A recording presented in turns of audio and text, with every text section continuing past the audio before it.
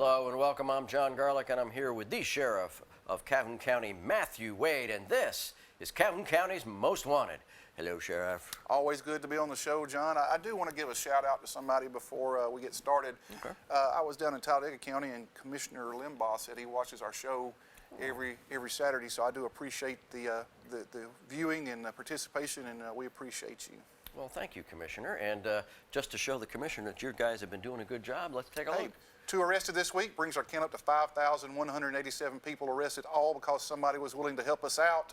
We cannot do this alone. It takes everybody. It takes citizens, the commissioners, it takes the sheriff, all working together to make our communities safe and one that prospers. So thank you. And in the Crime Stoppers portion, you're going to have a couple of cases that you might need some help on. Yeah, this Saturday we had 3 fires within walking distance of each other in Alexandria, and we need some help on solving those. We know that they were arson, and so anybody knows anything about that, please call us, and you don't have to be, you can be anonymous. Yeah, so be anonymous. We need your information, not your name. There you go. And stay with us because we got the first half of the lineup and a really amazing guest here for you on Calhoun County's Most Wanted. And welcome to this week's edition of Calhoun County's Most Wanted. The first half of the lineup brought to you by Abe's Ace Bail Bonds, Abe's Ace Bail Bonding, 256-831-0074. First up in this half of our lineup, Elaine Gamble. Miss Gamble, last known to be living in Piedmont. She's wanted for failure to appear on possession of a forged instrument and negotiating a worthless negotiable instrument ×6. And this is Harold Johnson. Mr. Johnson, last known to be living in East Aboga, he's wanted for failure to appear on possession of a controlled substance. And take a look at James Slocum. Mr. Slocum, last known to be living in Anniston, he's wanted for failure to appear on receiving stolen property third and driving without a driver's license. And meet Tammy Acton. Miss Acton, last known to be living in Wellington, she's wanted for failure to appear on possession of a controlled substance, use and possession of drug paraphernalia, and obstruction of justice by using a false ID, and a probation revocation. And take a look at DeAndre Avery. Mr. Avery, last known to be living in Gadsden, he's wanted for a probation violation on possession of marijuana first. And that's it for the first half of the lineup. Stay tuned for the second half later in the show. Welcome back. We hope you saw somebody in the first half of the lineup. You might know where they are. If you do, call Sheriff Matthew Wade. You call, he hauls. We are here with Susan Shipman. Hello. Goddess of the amazing. Every day. And Executive Director of Second Chance. Thank you. So for our viewers that might not have a clue what Second Chance is all about, why don't you give us the rundown? Yes, indeed. Second Chance provides safe shelter and supportive services for victims of domestic and sexual violence. We serve a 6-county area here in Northeast Alabama: Calhoun, Cherokee, Cleburne, Etowah, Randolph, and Talladega. We are open 24/7. We operate 2 emergency shelters, soon to be 3. We were all set and ready to open the men's shelter when we had a woman with an older son that needed to use that space, and so we skipped back a little bit and put her in, and now she's all ready to move out, and so we're ready to get back on that task.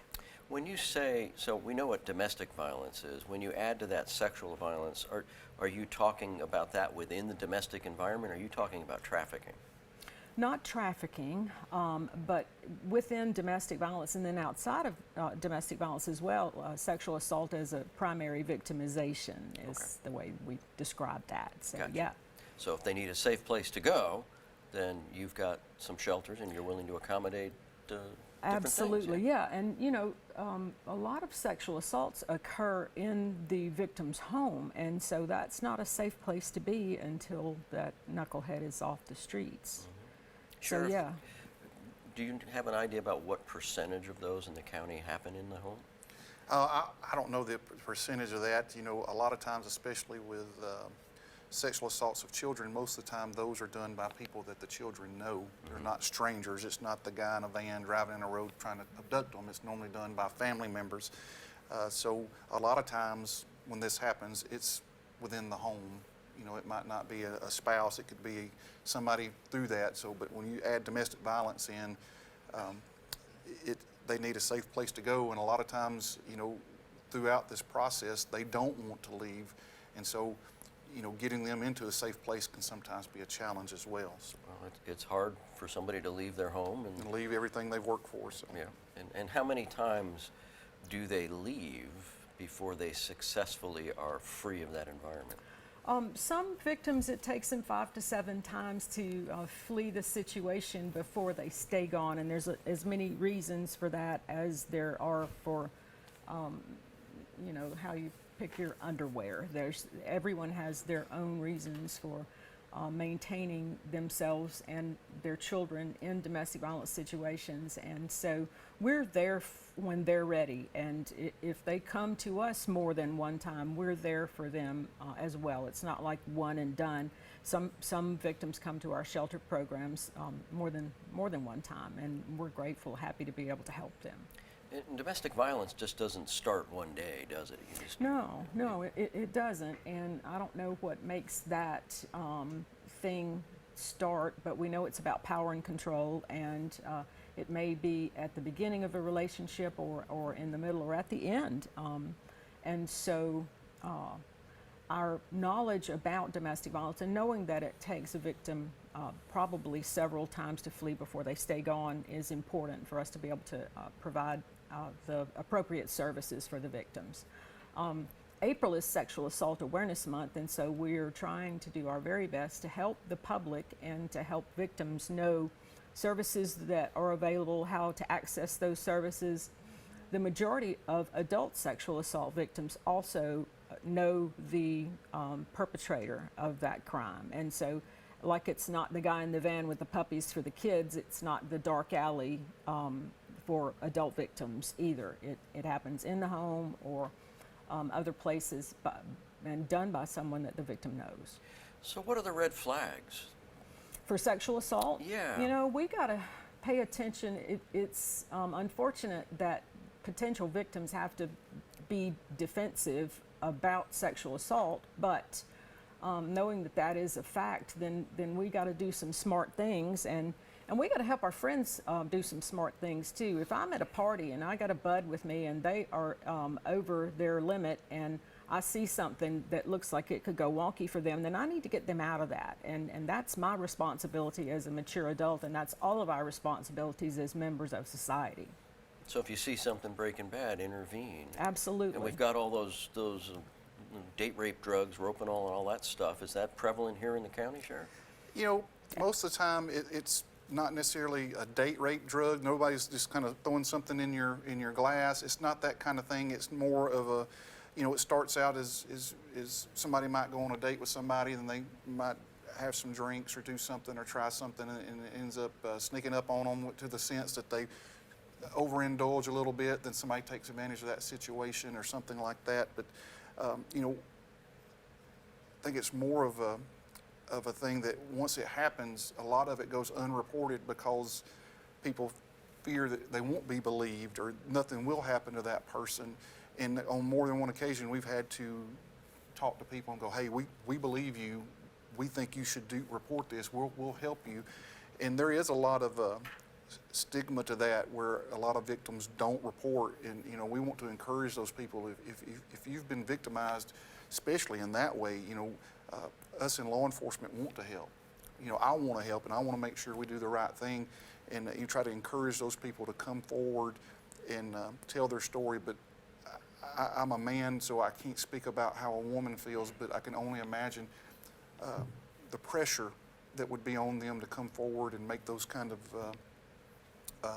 statements that what might be said about them or drugged through the mud with them. So it takes a person being strong to do that, and we want to encourage them that we'll help them with that. So. Well, it's a trusted relationship that's gone bad, and so they're reluctant to talk. Isn't that right, Susan?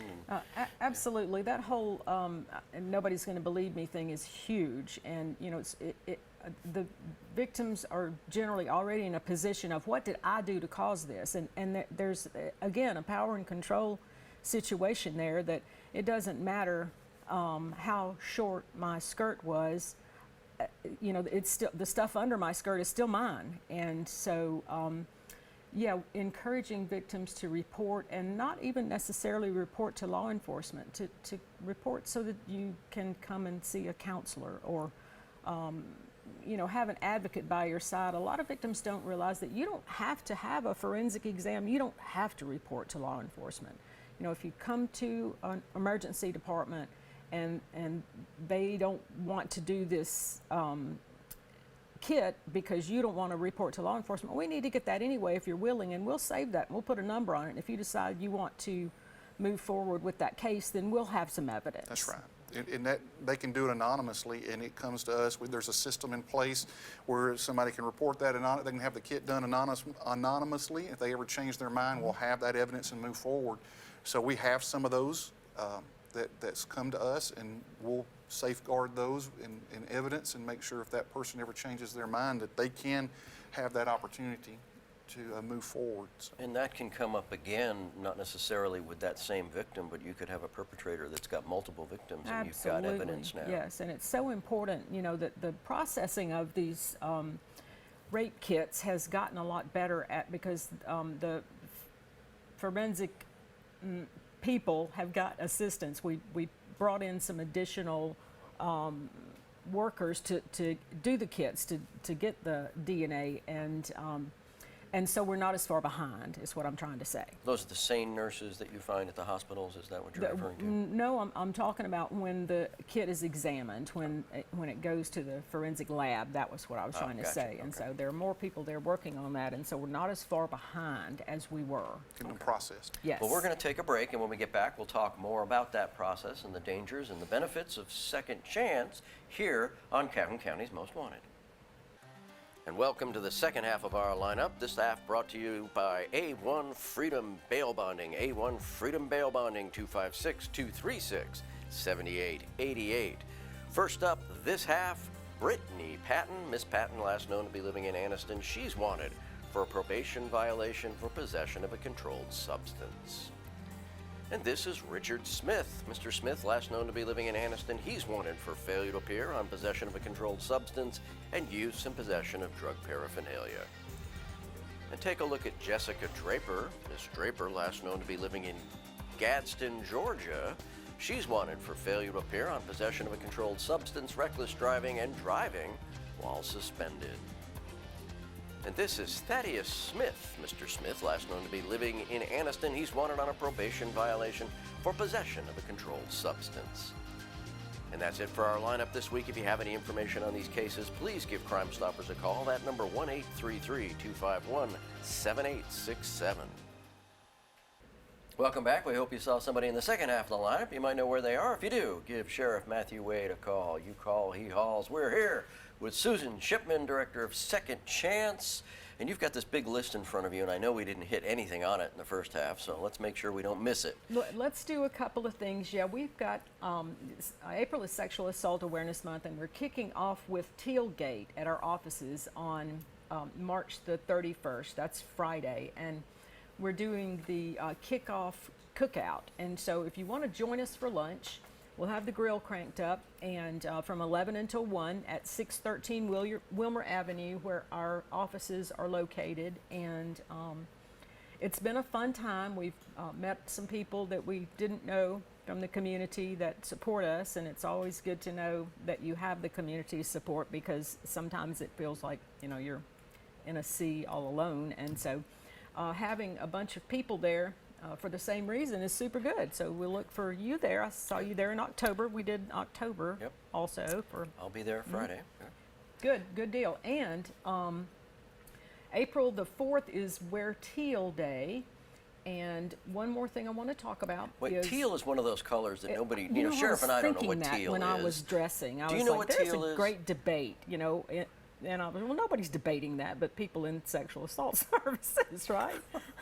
So it's either a blue, dark blue with a little green, or this, or I don't know. Yeah, so whatever. See, that looks like green to me. Right, it looked greener to me once I put it on. But with the blue background, maybe together you're looking tealy. These are really high level points to ponder at another time. Well, let's go back to the important points. Let's do the important points are also that Second Chance is celebrating a 35th anniversary in the month of May, and we are having this masquerade ball gala thing at the Botanical Gardens, and tickets are now available. You go to events on Facebook and you'll find us and look in the discussion section and get some details there. So May the 11th, that's a Thursday, and at the Botanical Gardens, I said that, yes, and so individual tickets are available now. We've got some great sponsors already for the event, and so check our social media and you'll see that, and it's very exciting. Oh, so how much are these tickets? They're $50, and it's you get food. We have appetizers and dinner and dessert and let's see, drink tickets, 2 beers or 2 glasses of wine, and I've been told that there's going to be an ATM there, so that if you want to purchase additional alcohol or pay for your silent auction items, you'll be able to, or make a donation. Since it's cash only then? Since it's well, the tickets are on Venmo or Cash App or by check, and so anyway, check that out on the events thing at Facebook, and the graphics are gorgeous, and there's going to be a mask contest, the greatest, most amazing. I don't know who's judging that, but maybe someone who's the sheriff's not having available to judge that. There you go. So we're really looking forward to that event. The board's working really hard to make it be absolutely incredible, and I'm very much looking forward to that. So we find these tickets on Second Chance's Facebook page? Go to the events section at Facebook. They will be on the Facebook page as soon as I take care of that today. We went live yesterday on events. Okay. So if people are in trouble, they feel like they're in a domestic violence situation, of course, if it's an emergency, they can call 911, Always. get law enforcement out there. But if they just don't know and need to talk to somebody, how do they get a hold of you guys? They call us at 256-236-7233, and we have victims advocates answering our telephones 24/7. And so, if you're not sure what's going on, it is qualifies you to come into our shelter, make the phone ring, and we can offer a safety plan on the telephone, which is really important because generally speaking, the violence is not going to stop. And it doesn't have to be physical violence. If you're being emotionally abused, we don't ever really know when domestic violence is going to go from you're fat, you're ugly, and a bad mother to bang, bang, you're dead. And so And I would make the call. always say, if somebody tells you they're going to hurt you, believe them. Absolutely. If somebody's telling you, I'll just kill you or something, that is, you take them at their word and call 911, get out, get some help. So. Absolutely, yes. Report early and seek assistance as soon as you can, and Indeed. And don't be embarrassed, right? Don't be embarrassed. That it's not your fault. The sexual assault is not your fault. So people can call and get some help. We appreciate indeed. you being on the show. Thank you very much. We're looking forward to the masked ball. Yes. And there you go. Go and to the your Facebook. kickoff cookout tailgate And the on tailgate, the 31st. Tailgate, where you can get a hot dog and learn exactly what the color teal is. And we're going to be back. You can learn about the Crime Stoppers portion of the show and our crazy criminal here in just a couple of minutes on Calhoun County's Most Wanted.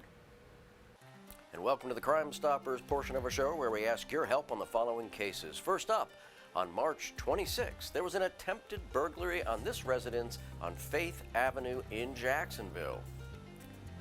And between March 25th and March 27th, a storage unit on Friendship Road in Oxford was burglarized, and the contents of the storage unit were completely taken. On March 25th, a structure fire was reported at a residence on Kelly's Lake Lane in Wellington. And also on March 25th, another structure fire was started in a residence on Kirby Lane in Wellington. And also on March 25th, the structure fire was started on the J&M Midway on Highway 431 in Alexandria. That's it for our cases this week. If you have any information on these cases, please call Crime Stoppers. That number, 1-833-251-7867. Stupid! You're so stupid! As if times aren't crazy enough, Sheriff, you're going to add to it. Always, every week, craziness never stops. Never does. What do we got? This is from across the pond over in England. This is Mr. Halifax. He was a financial advisor. He looks like a financial advisor. He does. He's got that serious look about him like, hey, I know what I'm doing. Well, he got addicted to horse gambling. Horse gambling. Betting on horses. Horse racing. Horse racing. Okay, yeah. So, as I said, he's a financial advisor, so he had a financial fund where he had people's pensions and their life savings in it, and he spent over 10 million pounds, which is probably more like 13 or 14 million American dollars on betting horses. But where this gets really crazy is he took a move out of the movie Dumb and Dumber. Oh, yeah? If you ever watched that movie Dumb and Dumber, you know they had this suitcase and had all this money in it, and they'd spend the money and they would write IOUs and put back in the suitcase, right? So Mr. Halifax would write IOUs and put it back in a bank's safe vault where he had all the money. You know, Mr. Halifax, borrowed 7 million pounds from this fund. So I guess that makes it okay, right? He steals people's pensions as long as he wrote an IOU for it, a handwritten one. Sure.